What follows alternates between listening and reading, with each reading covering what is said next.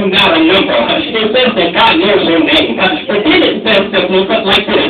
Careful, I have put a huge stone on the road to Mount Zion. A stone that you can't get around. But the stone is me. If you're looking for me, you'll find me on the way, not in the way.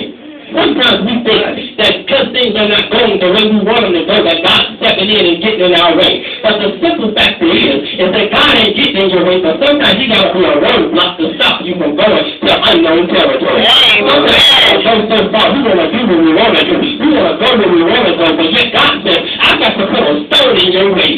Because that's a stone you cannot get around, you cannot go over, you cannot go under. But what you got to do is to stop, turn around, and go back the other way. Notice what happened. In the text in Matthew chapter number 2, it talks about the wise men.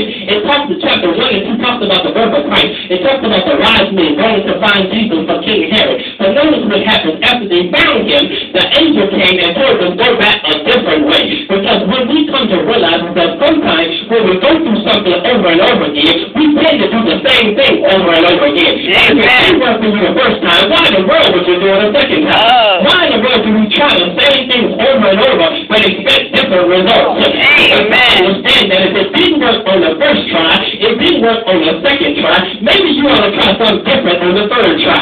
Notice what I did. I didn't go to the 4, 5, and 6, but I stopped at number 3, because that stands for the Father, the Son, and the Holy Spirit.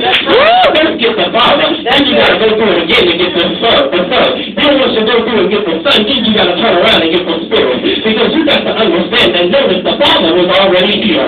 Then the Spirit and the Son came later on. But then look at the first A that we talked about in that word again. It says, and when the day of Pentecost was fully come, they were all on one accord. So that means something like this. You can get the Father and the Son, but you can't get the Spirit until you get on one accord. Simply something like this. Don't come in the house of God and look for God to do something and you're not worshiping God. Don't come in the house of God and look for God to do something and you ain't doing nothing for God. How in the world you gonna reap if you ain't never sowed? How in the world you gonna get if you ain't never gave? How in the world you gonna receive if you ain't never give? Because you do understand you got to give in order